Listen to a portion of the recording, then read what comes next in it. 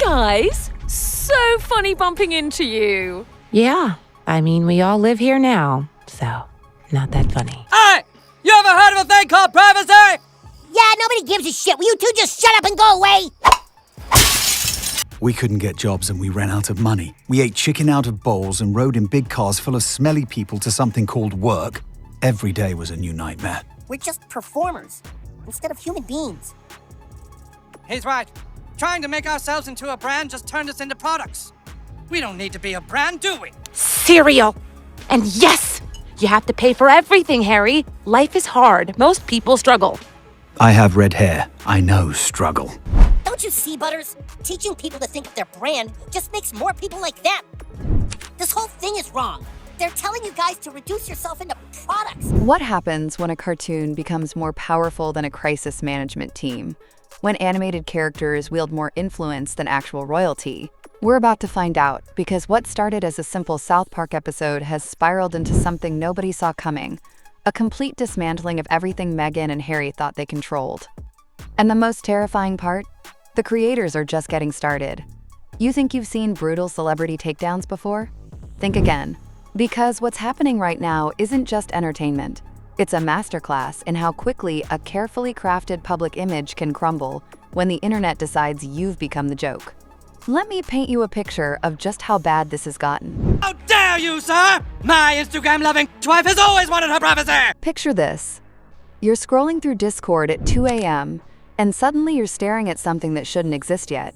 Crystal clear animation frames, watermarked and color-coded, showing cartoon versions of two very real people in their most vulnerable moments. This isn't fan art. This isn't speculation. This is the real deal, and it's about to destroy everything. That's exactly what happened when the second wave of South Park leaks hit the internet like a digital tsunami.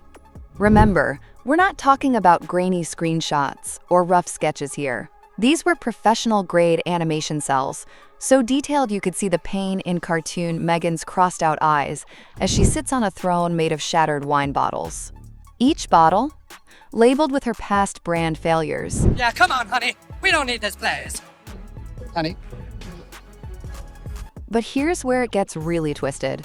One frame shows her clutching a scroll that reads, "Duchess of Influencing," while screaming the word grace into a golden microphone. The crowd around her, completely bored, all checking their phones. It's not just satire anymore. It's psychological warfare disguised as comedy. The Harry frame might be even worse.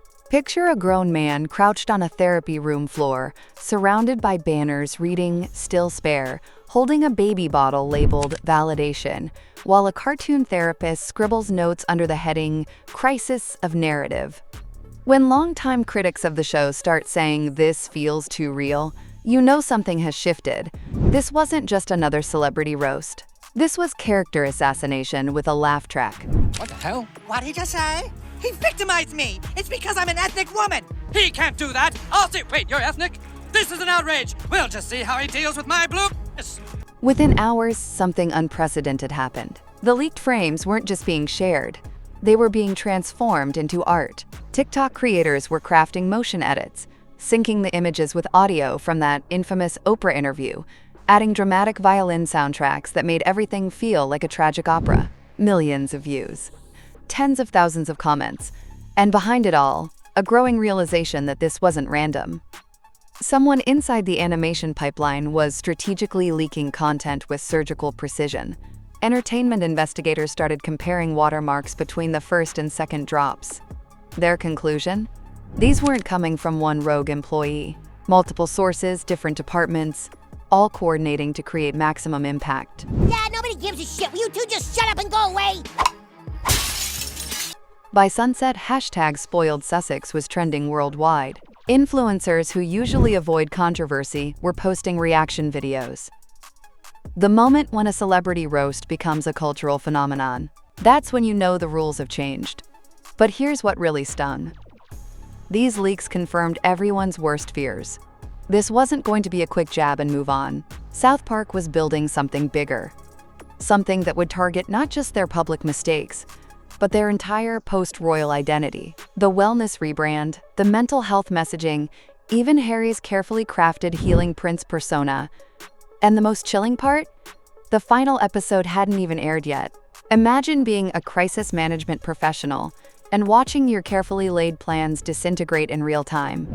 If it's truly what we want, then we really can get away from it all. No more magazines and Netflix shows. We really can live a normal life. Yes, I'm sure you agree, darling. That's exactly what happened when the second wave of leaks hit. Sources close to the legal team describe a scene that can only be called controlled chaos. Top attorneys were pulled into emergency meetings within the hour. Cease and desist letters were drafted faster than ever before. Frantic emails flooded Comedy Central and South Park's production offices, demanding immediate answers and action. But here's the problem with fighting a battle that's already been won by the other side. The episode was finished, wrapped, delivered to the network a full week before the leaks even surfaced. Every legal threat, every demand for changes, every carefully worded warning was being fired at a train that had already left the station. This might be the smallest palace I've ever been in. One industry insider put it perfectly. The show's been delivered. The network has it. They're not changing a single frame. If anything, the legal threats just gave them more material. And that's when things got really interesting. Word started circulating that the legal team was using phrases like targeted harassment and reputational harm in their outreach. To most people, those sound like serious legal terms. To the creators of South Park, they might as well be Christmas morning. These are the same people who've built a career on pushing boundaries. Legal threats don't scare them, they inspire them. They'll write your cease and desist letter directly into the next episode and make it funnier than the original joke. The internet seemed to understand this instinctively. Within hours of reports about new legal moves, hashtag cease and desist Meghan started trending. Users were mocking the entire concept that a cartoon could be shut down because it hurt someone's brand feelings. We'll just have to find a way to make £50 billion on our own. TikTok creators began filming fake courtroom scenes where Meghan demands cartoon edits. One user's prediction: next episode, Meghan sues South Park and gets cross-examined by Eric Cartman, got over 1 million views in 12 hours. This is where crisis management becomes an art form, and frankly, where most people would have thrown in the towel. Every option on the table was terrible. Issue a public statement? That confirms the leaks are real and gives them even more credibility. Stay silent? That lets the damage compound while everyone fills in the blanks with their own assumptions. Try to get ahead of it with positive press? Friendly media outlets were already declining their pitches, too terrified of becoming collateral damage in the satirical crossfire. Hey, can you two keep it down? Hey! You ever heard of a thing called privacy? One publicist summed up the nightmare perfectly. You can't fight shadows with spotlights. South Park lives in the shadows. They wait for you to step into the light, then they draw you bigger, meaner, and in full color. So the legal teams did what they could. They sent their letters. They made their calls. They followed protocol. But behind closed doors, even the most experienced crisis managers were starting to realize something terrifying. This wasn't a PR problem anymore. This was cultural. And no amount of legal paperwork was going to stop the next punchline from landing. Especially when all signs pointed to the fact that the leaks weren't finished. They were just getting warmed up. By day 3, the situation had transformed into something no crisis management textbook had ever prepared them for. What started as leaked storyboards had exploded into a full-scale internet war, and Meghan and Harry were losing spectacularly. What happened to your ring? I gave it to the working people. We're the working people. TikTok became ground zero for creative destruction. Dozens of accounts were stitching together the leaked cartoon frames with real audio clips from the Oprah interview, podcast snippets, even Meghan's voiceovers from her failed streaming series. But this wasn't just about recycling old content. Creators were building elaborate spoof trailers for the unreleased episode, complete with dramatic music and Hollywood-style editing. One video titled "Still Spare the Sequel" accumulated over 2 million views in less than 12 hours. Another creator made a fake documentary trailer called The Duchess of Delusion that had people genuinely asking if it was real. Jesus, what did they do to you? Meanwhile, the hashtag Spoiled Sussex had evolved from a niche Reddit joke into a global trending topic. Major meme accounts were reposting the storyboard leaks with captions like, "They asked for privacy and got parodied instead." The memes weren't subtle either. One viral image showed cartoon Meghan launching a perfume called Victim Number 5, while Harry held a gift bag labeled Emergency Rebrand Kit. Another depicted them running a lemonade stand with a sign reading, "Trauma, 50 cents per sob story." But perhaps the most devastating development was watching their own fan base begin to crack. Longtime supporter accounts started posting things like, "I wanted to defend her, but this is becoming parody-proof." That single post got nearly 100,000 likes. Instagram influencers were incorporating the leaks into cheeky lifestyle content, sipping rosé while pretending to meditate through public backlash. How many more princes and his wives have to live in this nightmare? Beauty vloggers started joking that Meghan's brand was giving, quote, "cartoon chaos in a vintage bottle." Here's what made this different from every other celebrity controversy: the speed. Traditional PR teams are used to having hours, sometimes days, to respond to developing stories. But meme culture moves at light speed. By the time crisis managers could brief their clients on what was trending, it had already evolved into something completely different. One former team member described the nightmare. "We couldn't keep up. By the time we explained what was happening, the internet had already moved on to making fun of our response to the thing we hadn't even responded to yet." But the real gut punch came when people started rewatching the original South Park episode and posting side-by-side comparisons with the new leaked frames. I'm sorry, I need a drink. That's when it hit everyone involved. This wasn't just a sequel. This was a continuation. South Park was turning Meghan and Harry into recurring characters. In cartoon logic, that means they're no longer topical. They're timeless. They've become permanent fixtures in the comedy landscape. And for a couple whose entire post-royal strategy was built on controlling their image and narrative, that represents the ultimate defeat. They weren't being mocked for what they did anymore. They were being mocked for who they'd become. And according to social media chatter, there was still more content coming. More frames, more leaks, and rumors of an entire scene that hadn't surfaced yet. While Meghan was focused on legal strategies and brand damage control, Harry took a completely different approach, one that revealed just how isolated they'd become. Sources close to their inner circle describe a series of increasingly desperate phone calls from their California home. Harry was reaching out to old contacts, people he'd once trusted, advisors who had helped him navigate the brutal British press during his transition away from royal life. He contacted a former royal advisor, the kind of discreet consultant who once helped him manage private media deals and navigate family tensions. Damn it, now the prince is playing polo on the lawn. We are here because privacy is a basic human right. He reached out to a streaming executive he'd developed a rapport with during their initial production meetings. The goal wasn't a public statement or a new project, just advice. What to do, what not to say. How to survive another wave of ridicule without making everything worse. But this time, something different happened. Nobody called back. The silence from the royal advisor wasn't accidental, according to someone close to the situation. He's not ignoring Harry to be cruel. He's ignoring him because anything he says will be twisted into another headline. And nobody in the royal orbit wants to be dragged into a South Park storyline. Not again. The streaming executive's silence was even more telling. "Everyone is spooked," explained a Hollywood insider. "There's real fear that being too close to Meghan and Harry right now could blow back on future deals. Nobody wants to end up animated." That's how volatile this has become.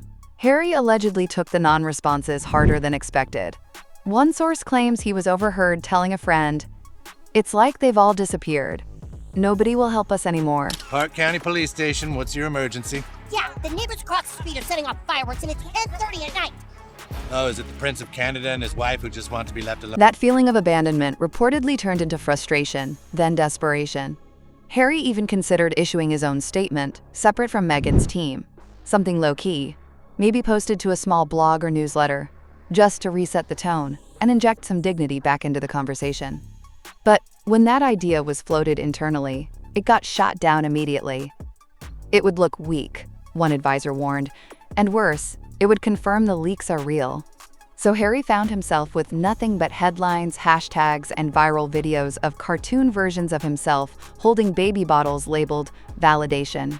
Even people who sympathized with him privately stayed silent, not because they didn't care, but because they knew any association had become a liability. Nobody wants to get caught in a South Park storyline. Auntie Meghan, hello! Oh, I've missed you! Which means Harry, who once positioned himself as the brave rebel prince stepping into his own spotlight, now finds himself completely alone in the dark.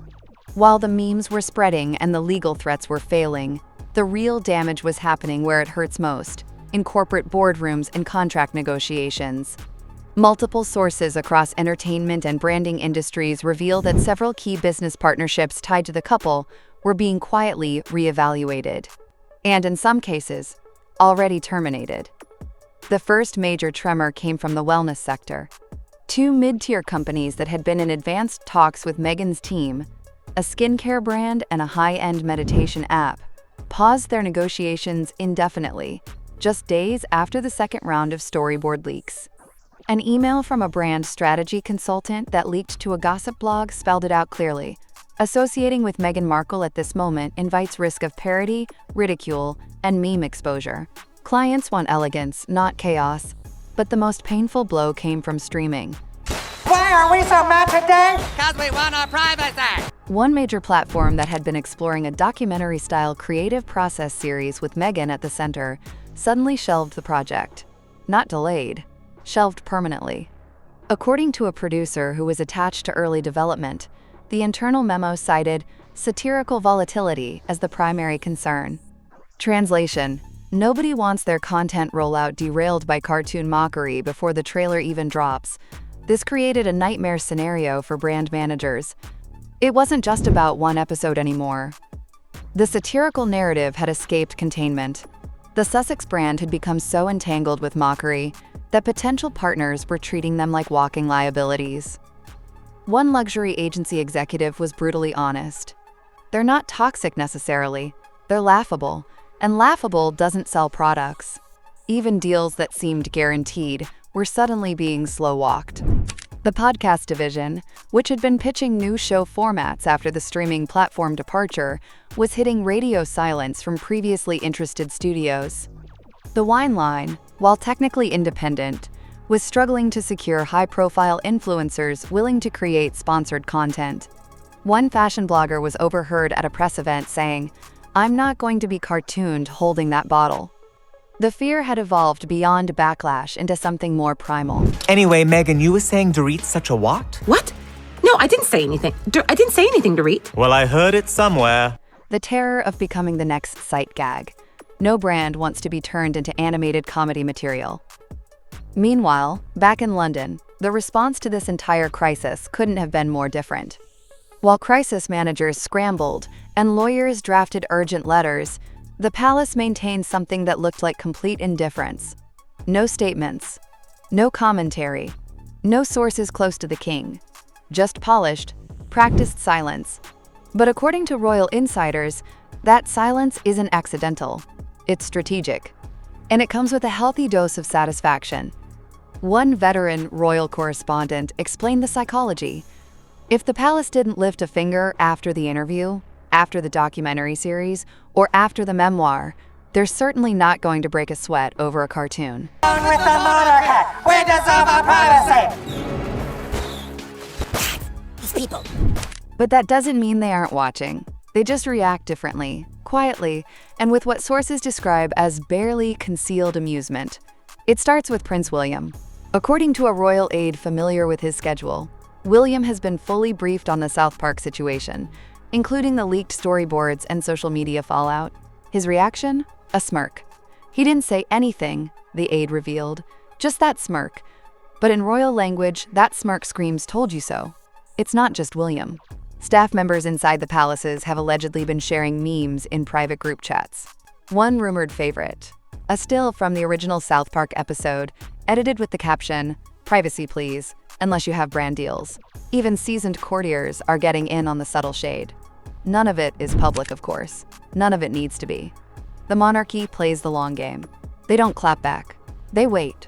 And now, with Meghan and Harry flailing under satirical fire, palace insiders describe a growing feeling that the couple is finally experiencing the consequences of their earlier media choices. This is karma with a laugh track, one observer noted.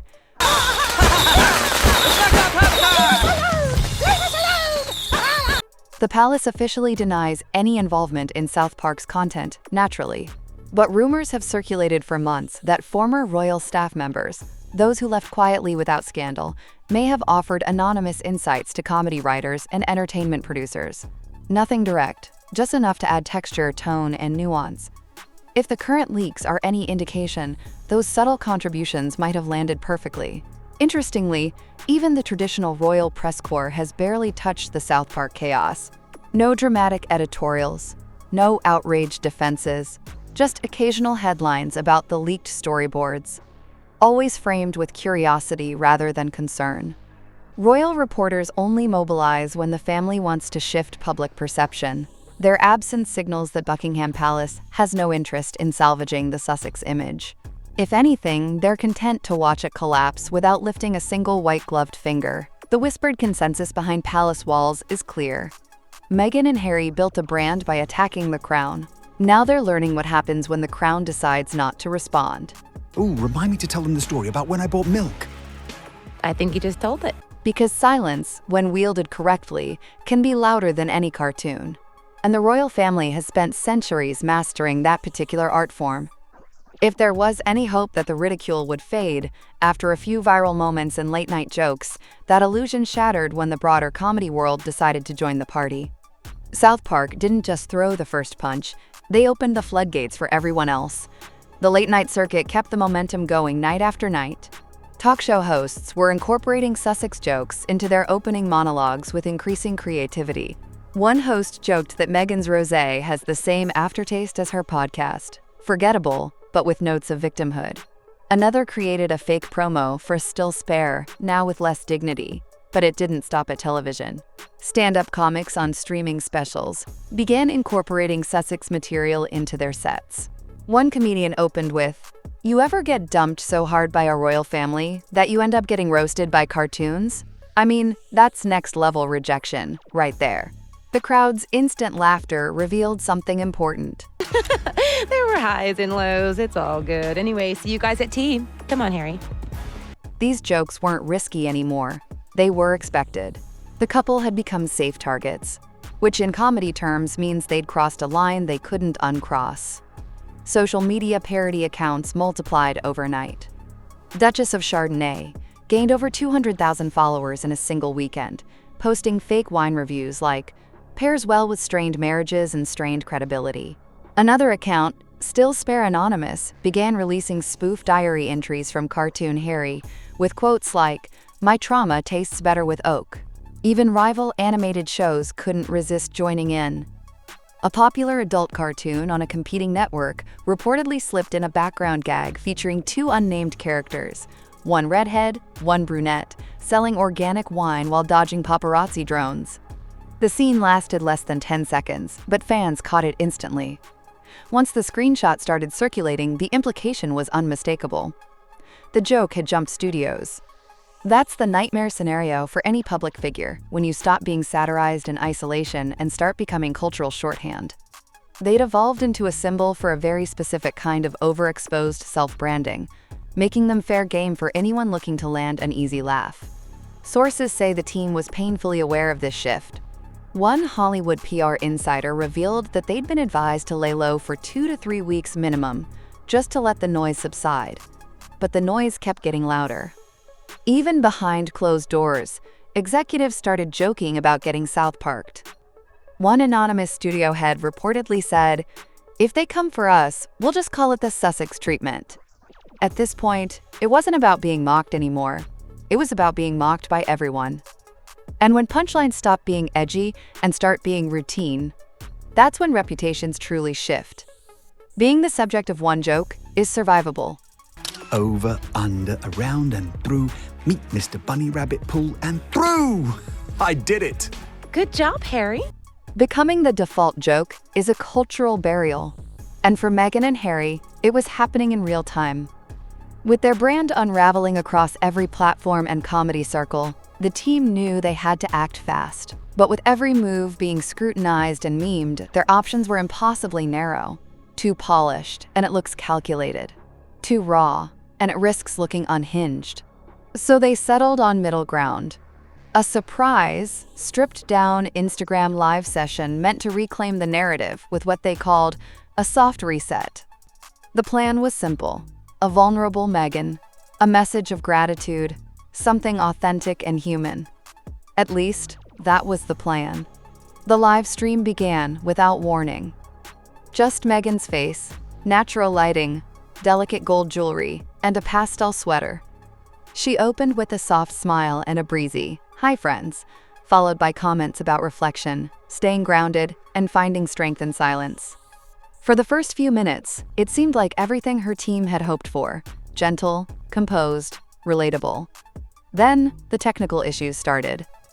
Viewers reported lagging audio, random screen flickers, and the live chat freezing, just as Meghan began speaking about choosing kindness, even when others won't. Some fans assumed it was a bad internet connection. Others suspected the timing was too perfect to be coincidental.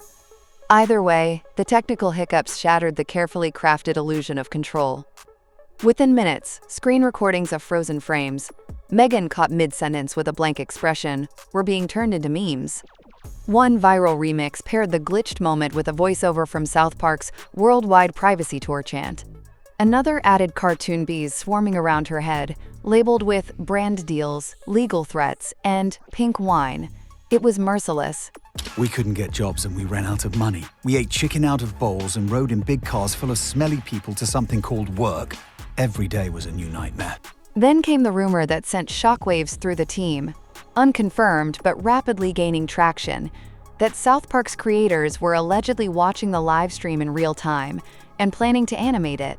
One podcast host with a large entertainment following claimed to have received a message from someone connected to the animation staff saying the glitchy live stream might make its way into the episode.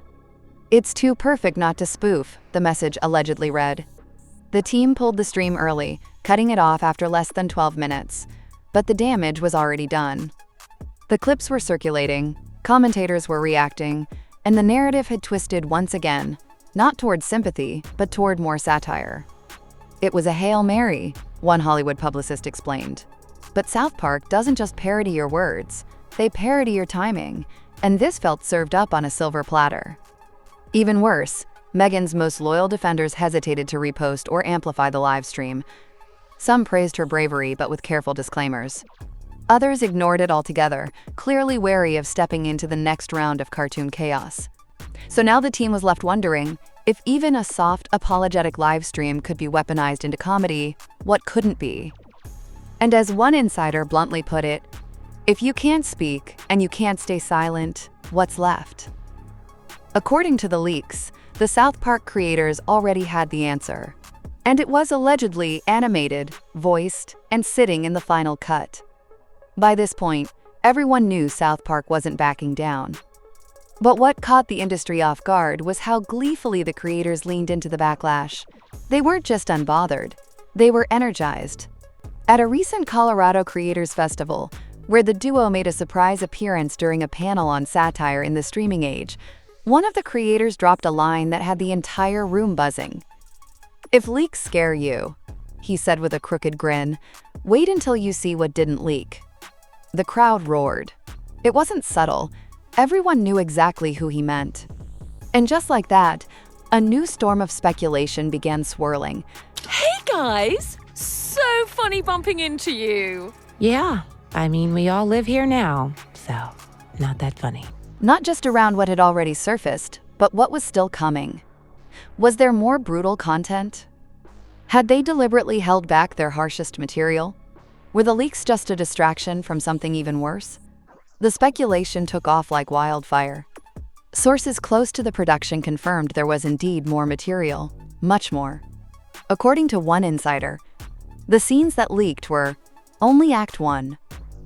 The most brutal content allegedly involves a recurring fantasy sequence where Meghan imagines herself as a misunderstood historical icon, only to be repeatedly interrupted by cartoon versions of streaming platforms and production companies handing her return-to-sender notices. "It's layered," the insider explained. "It's absurd, it's painful, and it's absolutely hilarious." With the episode reportedly locked and loaded, there was nothing anyone could do to stop it. Multiple entertainment lawyers confirmed that South Park was well within its rights. This wasn't defamation, it was protected satire. "It's bulletproof," said one Los Angeles attorney. "And when the creators are openly taunting you during public appearances, you've already lost." Even the network was leaning in. Executives reportedly loved the teaser's performance metrics, and thanks to the viral leaks, the botched livestream, and the creators' public taunting, the pre-air buzz was through the roof. Rumors started swirling that they might even move up the episode's air date to ride the wave of publicity. For Meghan and Harry, this represented the worst-case scenario. Not only had their attempts to silence the jokes failed spectacularly, but the creators were now actively teasing the existence of even worse material. It was a marketing masterstroke, and audiences were eating it up. Fans had already launched countdown clocks on Reddit, tracking the potential air date based on leak timing and previous season patterns. Content creators were posting prediction videos. Even journalists who normally avoided covering cartoons were analyzing the "what didn't leak" comment like it was classified intelligence. It was no longer just a roast. It had become a cultural spectacle, and Meghan, whether she wanted it or not, was its unwilling star. When the writers themselves step into the spotlight to fan the flames, there's no saving the narrative you wanted to tell. And according to those in the know, the curtain was about to rise one final time.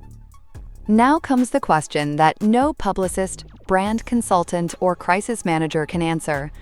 What do Meghan and Harry do now? Because this isn't just a media cycle anymore. It's not a scandal you can wait out or spin your way through. It's a complete cultural shift where their carefully curated narrative has been cracked open, animated, and handed back to the public as permanent comedy material. That kind of damage doesn't just bruise, it transforms. It changes how people see you forever.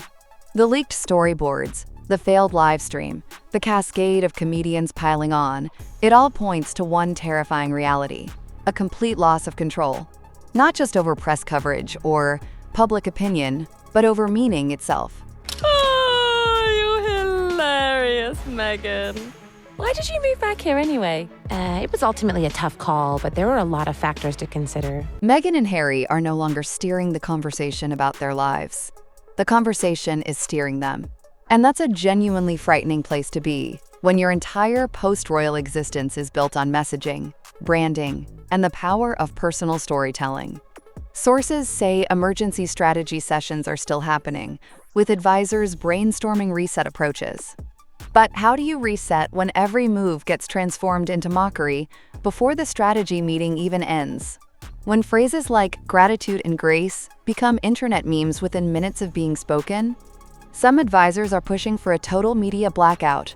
No appearances, no interviews, no statements for at least 3 months. Let the episode air. Let the chaos pass, and hope public attention eventually moves on to other targets. But others argue that going silent would be perceived as surrender, a white flag in a perception war they can't afford to lose. Meanwhile, brand analysts are running the numbers, and they're devastating. Engagement is declining. Conversion rates are dropping. Even curiosity is starting to fade, not because people aren't interested, but because they think they already know how this story ends. That's the real danger now, not outrage or ridicule, but indifference. Because at the beginning of this saga, Meghan and Harry still had people fighting in their corner, believing in their cause, rooting for their independence from royal constraints. But today, even the most loyal voices are falling quiet, not in betrayal but in exhaustion. The kind that sets in when public figures become too performative, too obvious, too predictable. One entertainment journalist captured it perfectly. There's a difference between being controversial and being cartoonable. Once you cross that line, it's almost impossible to climb back out, especially when you've been turned into recurring characters. South Park didn't just cross that line for them. They animated it, colored it, gave it voices, and made it permanent. So now all eyes are on what comes next. Not just with the episode itself, but with the aftermath that will define the rest of their public lives. Will Meghan try to pivot again, this time toward complete sincerity, or maybe strategic silence? Will Harry disappear from the spotlight altogether, exhausted by the isolation and constant ridicule? Will their organization finally admit that their entire approach needs fundamental restructuring? Or will they double down again and walk straight into another cultural buzzsaw? The honest answer is nobody knows. And maybe they don't know either. But here's what we do know. When a cartoon writes your future more effectively than your PR team can manage your present, you're not leading your story anymore. You've become the story that other people tell. The story that gets animated, memed, and turned into permanent cultural reference points. The story that becomes shorthand for everything that can go wrong when celebrity meets satire in the age of social media. And sometimes, that story never ends. It just gets renewed for another season. What do you think happens next? Drop your thoughts below and don't forget to subscribe. Because if there's one thing we've learned from all this, it's that the next twist is always coming, and it's usually stranger than anyone predicted.